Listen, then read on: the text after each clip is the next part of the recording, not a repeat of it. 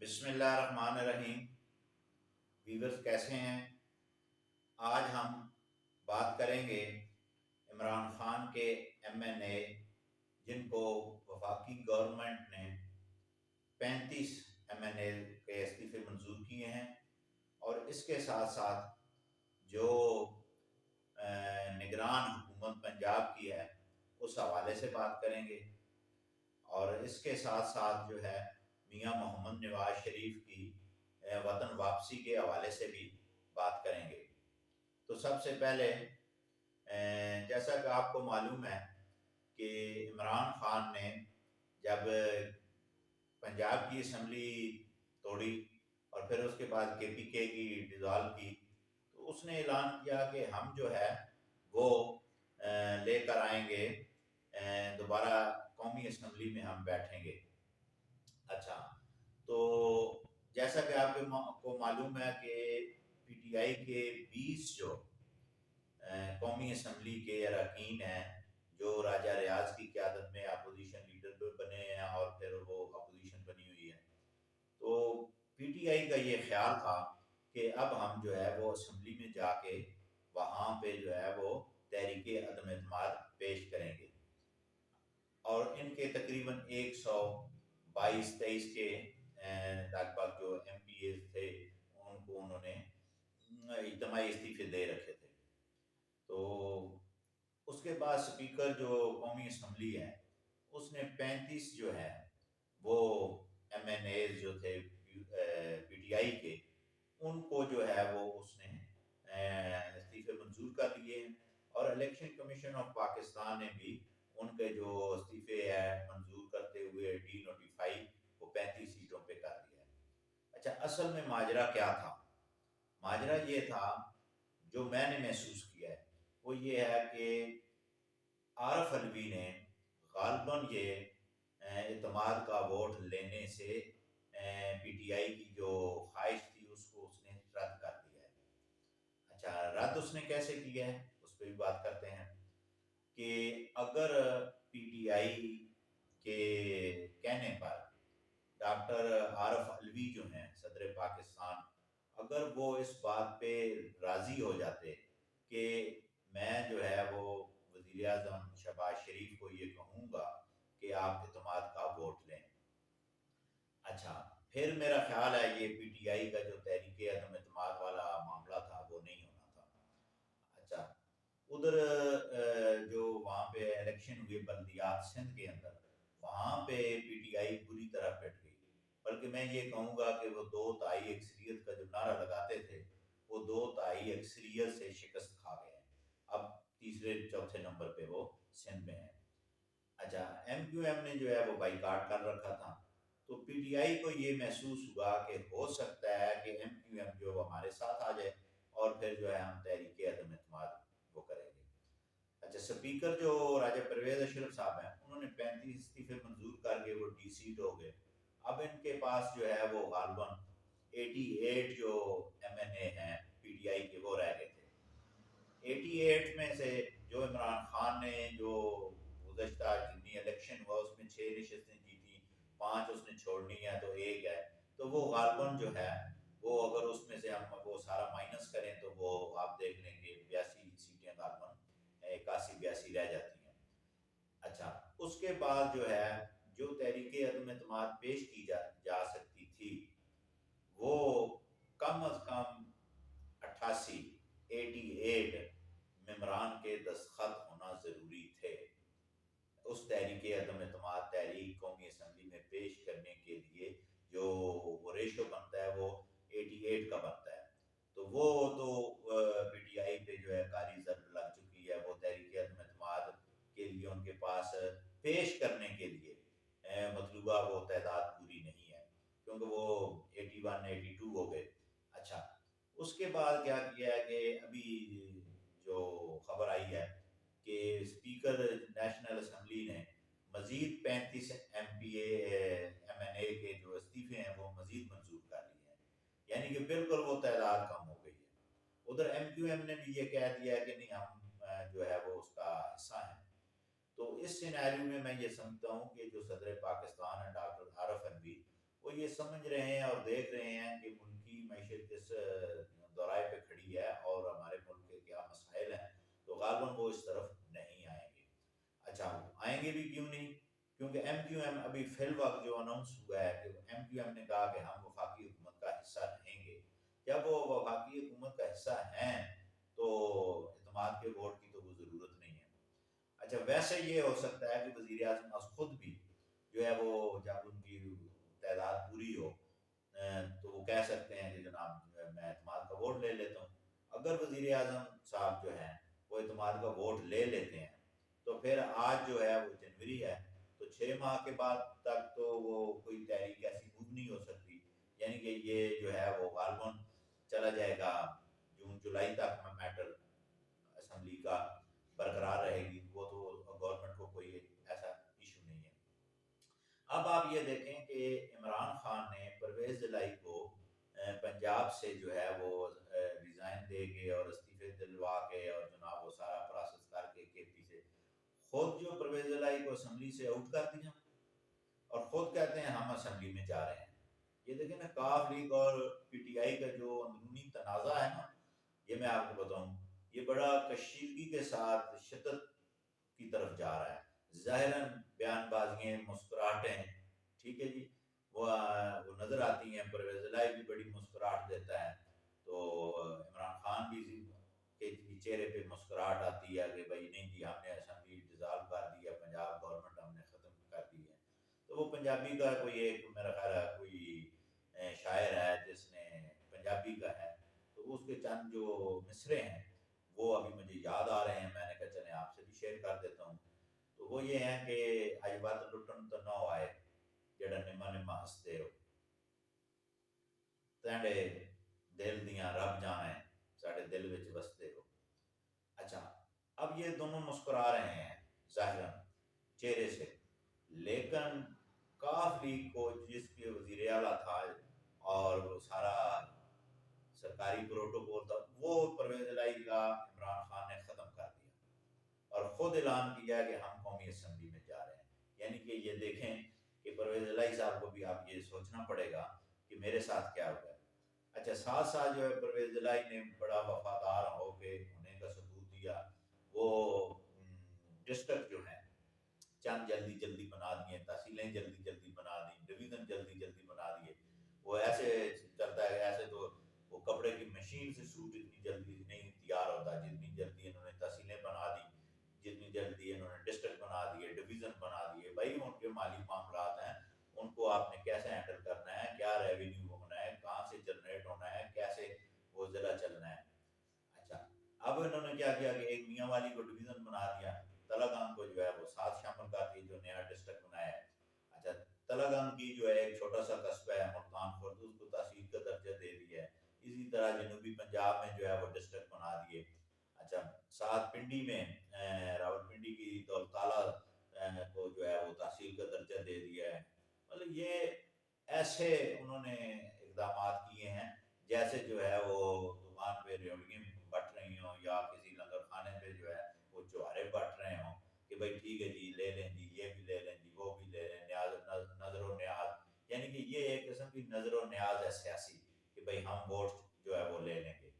लेकिन election commission of Pakistan ने ये किया है कि उसने चीफ सेक्रेटरी पंजाब को तमाम अहकाम से रोक दिया है। कानूनी तौर पर जब डिलिमिटेशन हो, हल्का बंदियाँ शुरू हो जाएं, तो कोई भी सूबा आपने इंतजामी यूनिट में रद्दोबदल नहीं कर सकता। ये बेसिक लॉ है। अच्छा, अब जब हल्का बंदियाँ शुरू हुई हैं, जैसा कि आपको मालूम है कि पूरे पंजाब के अंदर बलदियाती इलेक्शन होने हैं अप्रैल में, तो उनकी हल्का बंदियाँ जारी हैं। अभी जो है वो अपील में प्रोसेस में अपीलें दायर की जा रही हैं वगैरह। अच्छा, इलेक्शन कमीशन ने वो लेटर जो है ना 16/2/2022 का, वो उसका हवाला दिया है कि आप कोई भी इंतजामी जो है ना यूनिट वो नहीं बना सकते।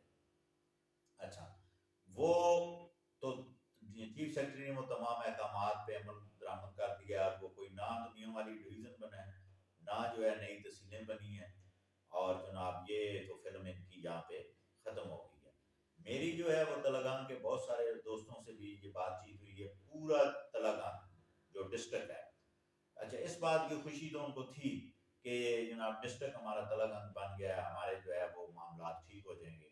डिवीज़न का जब ऐलान हुआ कि तलगंग को जो मियांवाली के साथ लगा रहे हैं, तो उनके खदशात ये थे कि अगर सराइकी सूबा बनता है तो मियांवाली जो डिवीज़न है जिसमें बखर भी शामिल है, तो ये सराइकी बेल्ट में जाएगा। हम तो धमकी पट्टी से रखते तलक रखते हैं, तो हम कैसे जाएंगे? इस पे तफसात हम पूरे तलगंग शहर के।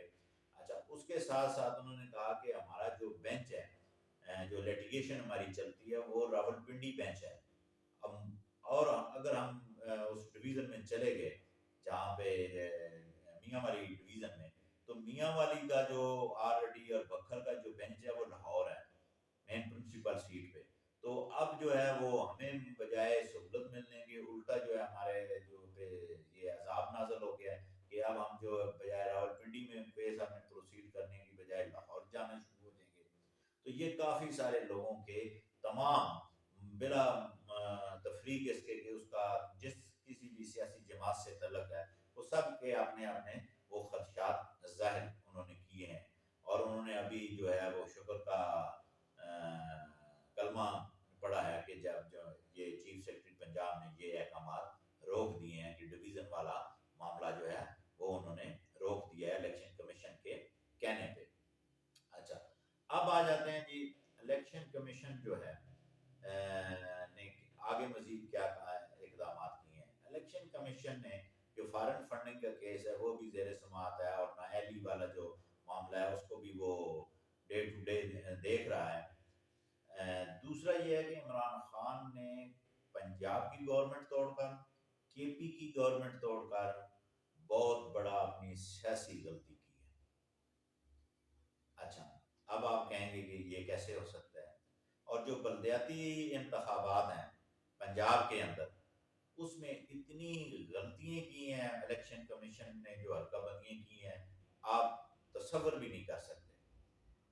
इतनी उल्टी हल्काबंदियां की हैं कि सब अपीलें वो वहाँ पे चल रही हैं। और जनाब ये तो बल्दियात, तो मुझे नहीं लगता कि अप्रैल में पंजाब के अंदर बल्दियात का इंतखाबात हो, ये भी एक डिले हो जाएगा। दूसरा ये है कि जो इमरान खान ने असम्बलियाँ तोड़ी हैं। अच्छा, 2018 में कॉमन जो पॉलिटिकल पार्टीज का एक इजलास हुआ था, कमेटी बनी थी, तो वहाँ पे ये कंसेंसस के साथ तमाम ये तय हो गया था कि आइंदा जो इंतखाबात होंगे वो नई मर्दमशुमारी के मुताबिक होंगे। ठीक है जी। अच्छा, अब अगर केपी के और पंजाब की अप्रैल में इंतखाबात होते हैं, तो बकाया जो हल्काबंदी ये मुकम्मल हो जाएंगी, ये मर्दमशुमारी, और उसके बाद हल्काबंदी बनेगी, फिर जो है बकाया दो सूबे और वफाक का इलेक्शन नई मर्दमशुमारी के मुताबिक होगा। ये ऐसे नहीं होगा, मर्दमशुमारी के मुताबिक इलेक्शन होंगे। क्योंकि उस वक्त जो सूबा सिंध था उसने काफ़ी तफसात का इजहार किया था कि हम जो है नई हल्काबंदियाँ नई मर्दमशुमारी के मुताबिक 2023 वाले इलेक्शन होंगे। अच्छा, वो तो हुए नहीं, अभी इलेक्शन कमीशन ने वो काम शुरू कर दिया है। तो जब ये मुकम्मल होगा, उसके बाद जो है ये केपीके की और पंजाब की भी असम्बलियाँ जो है ना, ये मुकम्मल जो है वो इलेक्शन होंगे। इसकी वजह ये है कि इलेक्शन कमीशन हो सकता है ये इनकार कर दे कि जनाब जो है वो उस वक्त जो कंसेंसस हुआ था, जो कॉमन कमेटी तश्कील दी गई थी, उसमें ये तय हो गया था। तो एक तो ये है, दूसरा ये है कि हो सकता है बलूचिस्तान सूबा और उसके बाद जो है सिंध सूबा, ये सुप्रीम कोर्ट में रिट पिटीशन लेके आ जाए कि जनाब जो इंतखाबात होने हैं उस वक्त ये प्रिंसिपली तय हो गया था, कमेटी में फैसला हो गया था, तमाम सूबों की और वफाक की नुमाइंदगी थी, वहाँ पे ये प्रिंसिपल तय हो गया था कि नई मर्दमशुमारी के मुताबिक इंतखाबात होंगे। और मुझे ये यकीन है कि वो इंतखाबात अब जो है वो नई मर्दमशुमारी के मुताबिक होंगे। अब आ जाते हैं जी निगरान वजीर आला पंजाब के हवाले से। जैसा कि आपको मालूम है कि उन्होंने गवर्नर साहब ने नाम मांगे थे, तो उधर से नाम भी आ गए, इधर से अपोजिशन की तरफ से भी वो 3 आदमियों के नाम आ मोहसिन नकवी और आज चीमा और जो हमारे वकील हैं एहसन कौन साहब, इनका तो उधर से सुखेरा साहब, नवाज सुखेरा साहब और जनाब नासिर खोसा साहब और नसीर साहब, तो ये दो जो ब्यूरोक्रेट हैं, एक नासिर खोसा साहब ने रिफ्यूज़ कर दिया, दूसरा जो एहसन कौन साहब ने रिफ्यूज़ कर दिया। तो अब जो है वो तो नहीं हो सका। फिर उन्होंने जो है वो आगे स्पीकर को पार्लिमानी कमेटी तश्कील देने का अमल शुरू हो गया। वहाँ पे जो है वो हुकूमती जो साबका पंजाब की हुकूमत थी उसके वो 3 मेंबरान थे और 3 अपोजिशन के मेंबरान थे। तो वहाँ पे भी आज जो है वो इत्तफाक नहीं हो सका किसी भी नाम के ऊपर, और अब ये मैटर जाएगा इलेक्शन कमीशन ऑफ पाकिस्तान के पास। इलेक्शन कमीशन ऑफ पाकिस्तान उन 6 नामों से या 4 नाम जो भी पहुंचते हैं वहां पे, क्योंकि एक ने जो है रिफ्यूज कर दिए, 4 नाम पीछे रह गए। उनमें से वो ये इलेक्शन कमीशन का अपना सवाबदीदी इख्तियार है कि उन 4 में से किसी एक को भी वो वजीर आला पंजाब अबूरी सेटअप के लिए नामजद कर सकते हैं। अच्छा, इसमें ये कोई प्रोविजन नहीं है कि उसके खिलाफ अपील होगी, उसके खिलाफ कुछ होगा। ये फाइनल फैसला होगा और इस फाइनल फैसले के बाद वो वजीर आला जो है वो अबूरी अपना सेटअप बनाएगा। उधर परवेज इलाही साहब ने ये कहा कि हम इलेक्शन कमीशन के फैसले को नहीं मानते। भाई तुम होते कौन हो ना मानने वाले? क्या इख्तियार है? अब आप जस्ट एक जो है वो आम शहरी हो, और उसके बाद जो इलेक्शन कमीशन का है, या तो कानून में या आइन में या इलेक्शन रूल्स में ये बात लिखी हो कि जनाब ये इलेक्शन कमीशन के फैसले को ना मानेंगे तो फिर हम वहाँ चले जाएंगे। मेन ये है कि गवर्नर ने दोनों के से नाम लिए, उस पर इतफाक नहीं हुआ। अपोजिशन लीडर का, वजीर आला का ये जो प्रोसीजर है, उसके बाद सेकंड टर्म आती है कि स्पीकर जो है वो पार्लिमानी कमेटी बनाता है। अच्छा, पार्लिमानी कमेटी में वो नाकामी हो गई, कोई नहीं बना। फिर थर्ड जो है वो इलेक्शन कमीशन का ऑप्शन आता है कि थर्ड इलेक्शन कमीशन ने करना है। इलेक्शन कमीशन के फैसले के आगे बिल्कुल खामोशी है, कोई आगे प्रोविजन नहीं है कि भाई जनाब ठीक है जी, हमें कोई चहेता जो जज है वो हमें हमारा मनपसंद जो है वो अबूरी जो है वो वजीर आला जो है वो बनाएगा जो हमारी ख्वाहिशात है। आज तक के लिए इतना।